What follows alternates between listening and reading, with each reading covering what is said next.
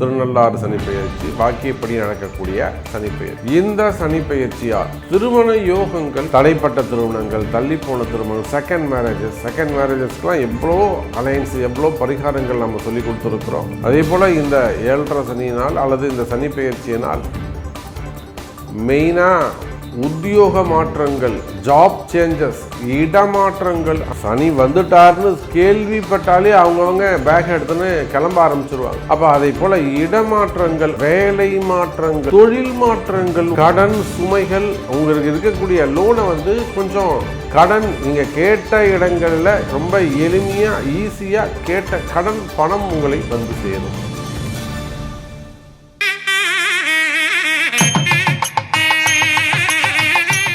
உலகம் முழுவதும் வாழக்கூடிய கடவுளருள் டிவி நேயர்கள் அனைவருக்கும் உங்கள் தாம்பரம் வாராகி ஈசனேசன் சுவாமியுடைய நல்லாசிகள், வாழ்த்துக்கள். ஜெய் வாராகி, ஜெய் வாராகி. அன்பு பக்தர்களே, சனிப்பெயர்ச்சி நம்ம எல்லோரும் ஆவலோடு எதிர்பார்க்கக்கூடிய சனிப்பெயர்ச்சி 2026 வாக்கியப்படி நடக்கக்கூடியது திருநள்ளாறு சனிப்பெயர்ச்சி. அப்போது இது நாள் வரையிலுமே கூட திருக்கணிதத்தின்படி ஏற்கனவே சனி பயிற்சி நடந்து போச்சு. கும்பராசிலிருந்து மீனராசிக்கு சனி பகவான் பயிற்சி அடைஞ்சிட்டார்.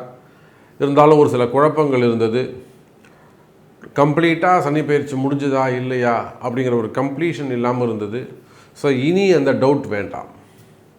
இப்போ சனி பயிற்சி எப்போ நடக்குது அப்படின்னு பார்த்தீங்கன்னாக்கா 2026 6/3/2026 மார்ச் மாதம் 6ஆம் தேதி காலை 8:25 மணிக்கு எல்லாம் வல்ல சனி பகவான் புரட்டாதி நட்சத்திரம் 3வது பாதத்திலிருந்து புரட்டாதி நட்சத்திரம் 4வது பாதம் கும்பராசியிலிருந்து மீனராசிக்கு பயிற்சி அடைகிறார். சுபம்.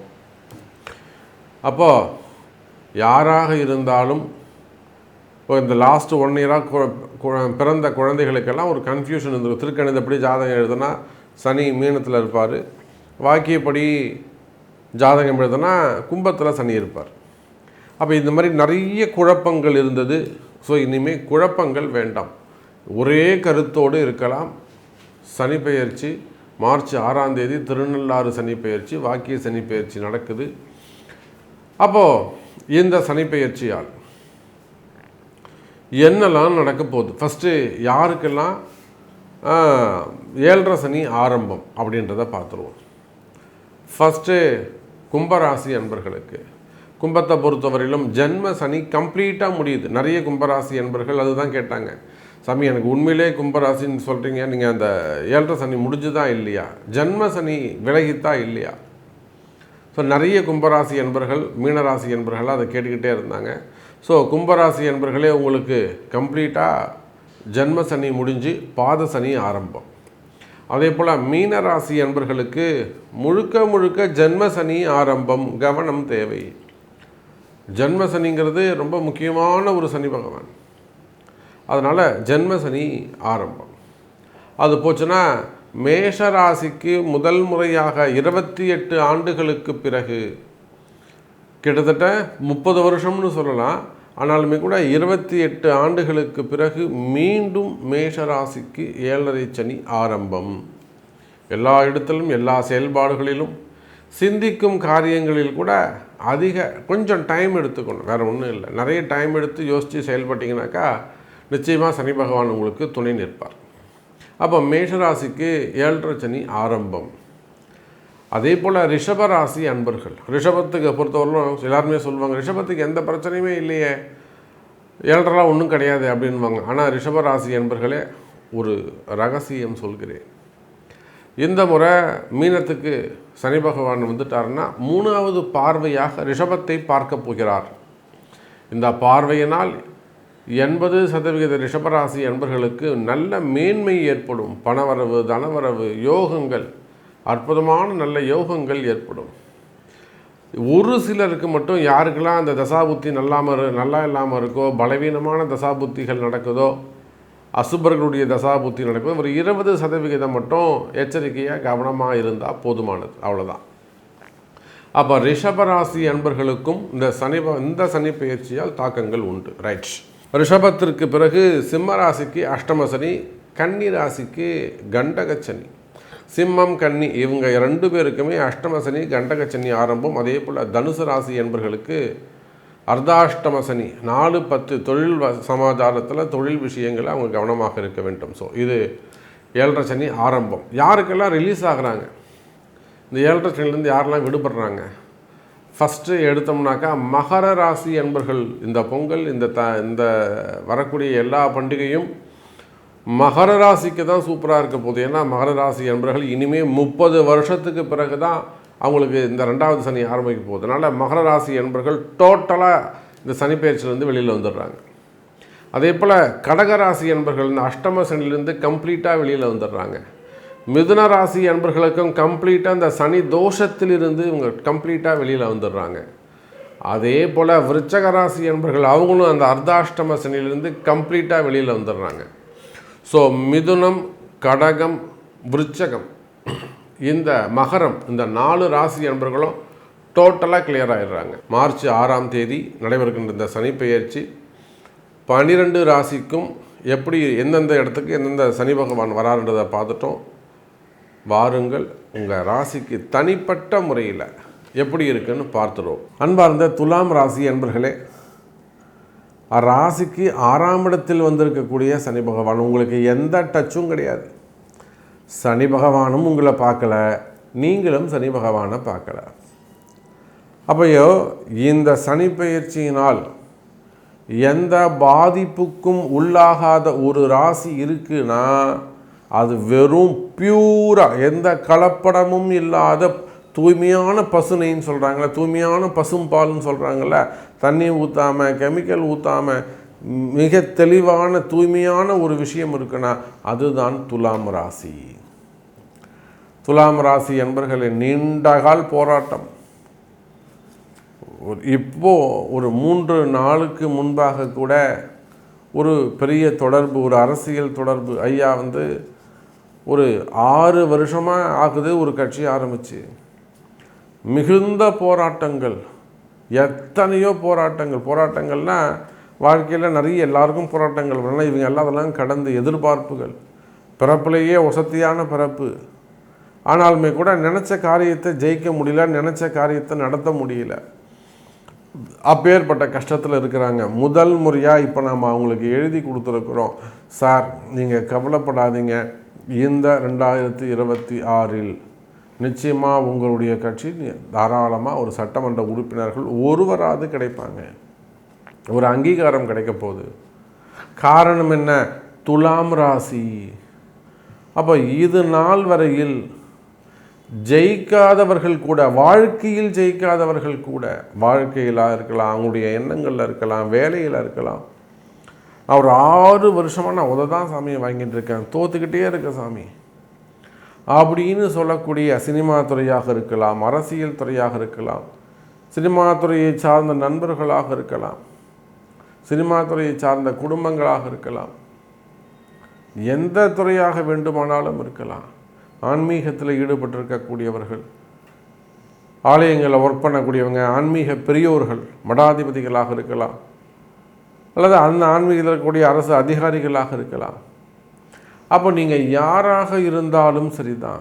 மெயினாக அரசியல் தலைவர்கள், சினிமா துறையை சார்ந்தவர்கள், மீடியா துறையை சார்ந்தவர்கள், அரசு அதிகாரிகள், கவர்மெண்ட் ஜாப் பண்ணக்கூடியவங்க, பிஸ்னஸ் பண்ணக்கூடியவங்க, இன்னும் சொல்லப்போனால் துலாம் ராசியாக இருப்பார்களே. ஆனால் அந்த கனிம வளங்கள், அந்த கனிம வளம் அது சார்ந்த தொழில் செய்யக்கூடியவர்கள், பிஸ்னஸ் பண்ணக்கூடியவங்க, அதே போல் ரியல் எஸ்டேட் பண்ணக்கூடியவங்க, குவாரிகள், க்ரஷர்ஸ் வச்சு நடத்தக்கூடியவர்கள், பெட்ரோல் பங்க் வச்சு நடத்தக்கூடியவங்க, கால்நடை பண்ணைகள் வச்சு நடத்தக்கூடியவங்க, கோழி பண்ணைங்க, முட்டை பண்ணைகள், அப்புறம் தீவன பண்ணைகள், அப்புறம் பெரிய பெரிய மில்லுங்க வச்சு நடத்தக்கூடியவங்க, டெக்ஸ்டைல் பிஸ்னஸ் பண்ணக்கூடியவங்க, ஆமாம் டெக்ஸ்டைலாக ஷோரூம் வரையிலும் பெரிய பெரிய ஷோரூம் வச்சு நடத்தக்கூடியவர்கள், medical industry, pharma industry, marketing industry, digital marketing, finance business பண்ணக்கூடியவங்க, பேங்க் செக்டர்ஸு, லோன் செக்டர்ஸு, இந்த மாதிரி நீங்கள் எனி பிஸ்னஸ்,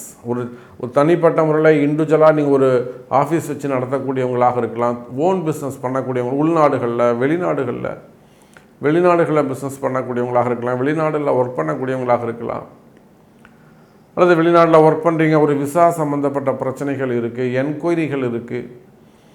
ஏன்னா துலாம் ராசிக்கு அந்த மாதிரி என்கொயரிகள்லாம் வம்பு வழக்குகள் இருக்குமே ஆனால், ஒரு என்கொயரி இருக்குமே ஆனால் கண்டிப்பாக நீங்கள் ஜெயிப்பீங்க. அப்போது நீங்கள் யாராக இருந்தாலும் கவலை வேண்டாம் துலாம் ராசி என்பர்களே. இந்த சனி பெயர்ச்சியால் 100க்கு 100% நன்மை பெறக்கூடிய ஒரு ராசி நம்முடைய துலாம் ராசி. அப்போ எதில் எடுத்தாலும் உங்களுக்கு வெற்றி. நீங்கள் குடும்பமாக இருக்கலாம், குடும்ப உறுப்பினர்களாக இருக்கலாம், குடும்ப பெண்களாக இருக்கலாம், குடும்ப தலைவனாக இருக்கலாம், அல்லது படிக்கக்கூடிய மாணவ செல்வங்களாக இருக்கலாம். இப்போ நியர்பையாக என் பையன் வர மே மாதம் ஒரு எக்ஸாம் எழுதுகிறான் சாமி, நீட் எழுதுகிறான், இல்லை ஜேஇ எழுதுகிறான், இல்லை சம்திங் ஏதோ ஒரு குறிப்பிட்ட எக்ஸாம் எழுதுகிறான், வெளிநாட்டில் ஹையர் ஸ்டடீஸ் பண்ணுறதுக்காக அங்கே ஒரு என்ட்ரன்ஸ் எக்ஸாம் எழுதுகிறான். அங்கே எனக்கு இடம் கிடைக்குமா, இங்கே அவனுக்கு காலேஜ் கிடைக்குமா? ஸோ மாணவ செல்வங்களாக இருக்கலாம், நன்மை நடக்கும். அப்போ குடும்ப பெண்களாக இருந்தாலும், தலைவனாக இருந்தாலும், மாணவ செல்வங்களாக இருந்தாலும், அதே போல் வேலை செய்யக்கூடியவங்களாக இருந்தாலும், ப்ரைவேட் ஜாப்போ கவர்மெண்ட் ஜாப்போ, உள்நாடு வெளிநாடு எங்கே வேலை செய்யக்கூடியவங்களாக இருந்தாலும், வேலை செய்கிற இடத்துலேருந்து வரக்கூடிய கஷ்ட நஷ்டங்கள் விலகும், வேலையில் நல்ல முன்னேற்றங்கள் ஏற்படும். எனதருமை துலாம் ராசி அன்பர்களே, அப்போ இந்த சனி பெயர்ச்சியை பொறுத்தவரையிலும் இத்தனை நாளாக உங்களுக்கு எதெல்லாம் தடை இருந்ததோ அந்த தடைகள் எல்லாம் விலகும்.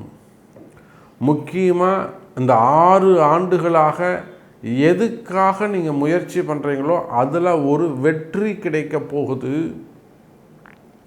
முக்கியமாக இந்த 6 ஆண்டுகளாக நீங்கள் எதுக்காக காத்திருக்கிறீர்களோ, எந்த வெற்றிக்காக, இந்த வாழ்க்கை தான் சாமி எனக்கு வேணும், இந்த வருமானம் தான் எனக்கு வேணும், மாதம் நான் இவ்வளோ சம்பாதிக்கணும், என் கம்பெனி இப்படி தான் இருக்கணும், எனக்கு தொழில் இப்படி தான் இருக்கணும், எனக்கு ஜாப் இப்படி தான் இருக்கணும், அது ஒரு டிசைன் பண்ணி வச்சுருப்பீங்கள்ல.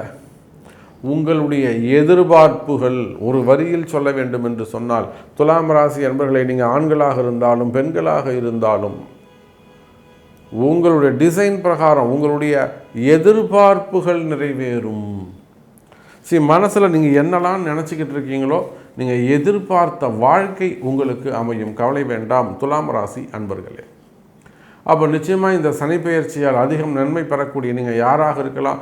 இன்னும் கூட உங்களுக்கு ஸ்பெசிஃபிக் கொஸ்டின்ஸ் இருக்கலாம். நான் வெளிநாட்டில் இருக்கிறேன், சிங்கப்பூரில் இருக்கிறேன், கனடாவில் இருக்கிறேன், யூஏயில் இருக்கிறேன், சம்திங் நீங்கள் வெளிநாடுகளில் வசிக்கலாம். நீங்கள் யாராக இருந்தாலும் எங்கு இருந்தாலும் உங்களுடைய கேள்விகளுக்கு உங்களுடைய பிறப்பு ஜாதகம்தான் பேசும். அப்போ நிச்சயமாக இந்த சனி பெயர்ச்சி உங்களுக்கு 100% சனி பெயர்ச்சி நல்லது செய்யுது. இப்போ கண்டிப்பாக முடிந்தால் உலகத்தில் நீங்கள் எந்த முறையில் இருந்தாலும் இந்த சனி பெயர்ச்சி பரிகார யாகத்தில், பரிகார ஹோமத்தில் பங்கு பெறுவது சிறப்பு. உங்களுடைய இந்த பரிகார ஹோமத்துக்கு உங்களுடைய பெயரை பதிவு செய்து கொள்ளுங்கள், அதற்கான கட்டணத்தை செலுத்தி. துலாம் ராசி அன்பர்கள், இந்த சனி பெயர்ச்சியால் திருமண யோகங்கள், பொதுவாகவே திருமண யோகங்கள் சிறப்பை தரக்கூடியதாக இருக்கும். முதல் திருமணம் சார், இப்போது சனி பகவான் தான் இந்த திருமணத்தை தீர்மானிக்கக்கூடிய, அவனுடைய தலையெழுத்து. ஒரு ஆணோ பெண்ணோ முதல் திருமணம் நடக்குது, அப்புறம் அது ஒரு பிரேக்கப் வருது, அப்புறம் செகண்ட் மேரேஜுக்கு ரொம்ப டிலே ஆகுது, இல்லை செகண்ட் மேரேஜ் பண்ணி அதுலேயும் கொஞ்சம் ட்ரபுள் வருது. இதெல்லாமே தலையெழுத்து, பாவகர்மா. அந்த கர்மா தியரியை தீர்மானிக்கக்கூடியவர் சனி பகவான் தான். அப்போ நடைபெறக்கூடிய இந்த சனி பெயர்ச்சி, அதுவும் குரு சனி தொடர்பு நான் ஏற்கனவே உங்களுக்கு சொல்லியிருக்கிறேன். மீனராசியில் குருவுடைய வீட்டில் அமர்ந்திருக்கக்கூடிய சனி பகவான் கண்டிப்பாக உங்களுக்கு நன்மையை செய்வார். அப்போ திருமணங்கள் நடக்கும். திருமண யோகங்கள், முதல் திருமணம், இரண்டாவது திருமணம், தாமத திருமணம், வயோதிக திருமணம். பெண் பசங்களுக்கெல்லாம் 35 வயசு 40 வயசு ஆக கூட கல்யாணம் ஆகாமல் இருக்குது. அதே போல் ஆண்கள் பெண்கள் இருவருக்குமே இரண்டாவது திருமணத்துக்காக காத்திருப்பது. மெயினாக காதல் திருமணங்கள், காதலில் வரக்கூடிய ஏமாற்றங்கள், நம்பி ஏமாறுவது. நிறைய ஒரு 8 வருஷமாக பழகிறோம், 5 வருஷமாக பழகிறோம், திடீர்னு பிரிஞ்சிட்டாங்க அப்படிங்கிறது. ஸோ அது மாதிரி காதல் திருமணங்கள், அந்த காதல் திருமணங்களில் வரக்கூடிய டிலே, தாமதங்கள், பிரிவுகள், அதெல்லாம் ரொம்ப மனவேதனையை ஏற்படுத்தணும். இதுதான் சார் கண்ணுக்கு தெரியாத வலி இருக்குது பார்த்தீங்களா, அதுதான் சனி பகவான். அந்த கவலை இருந்ததுன்னா அது சந்திரன். அது சனிச்சந்திர யோகம் இருக்குமே, ஆனால் அந்த பெயினும் இருக்கும், அதே சமயத்தில் அந்த கஷ்டமும் இருக்கும். அப்போ இந்த மாதிரியான திருமண யோகங்கள் கைகூடும். அதே போல் குழந்தை பாக்கியம், சனி பகவான் பார்க்காம குழந்தை பிறக்காது, எழுதி வச்சுக்கோங்க. ஏன்னா அவர் தான் கர்மாவை துவக்கி வைப்பவர். உங்களுக்கு அடுத்த வாழையடி வாழையாக உங்கள் கர்மா தொடரணும்னா குழந்தை பிறக்கணும். அப்போ இந்த சனி பயிற்சியால் குழந்தை பாக்கியங்கள் நிச்சயமாக 90% நன்மை உள்ளது. ஒரு 10% மட்டும் உங்கள் பிறப்பு ஜாதகத்தை கொண்டு ஆண் பெண் இருவருடைய ஜாதகத்தையும் பார்த்து அதற்குரிய பரிகாரங்கள் ஆலய வழிபாடுகள்லாம் செய்வீர்களேயானால் குழந்தை பாக்கியம் கண்டிப்பாக உண்டு. அதே போல் வீடு மனை யோகங்கள், வீடு கட்டுறது, வீடு மனை யோகங்கள், லோன் வாங்குறது, மெயினாக கடன் வாங்கக்கூடிய காலம்.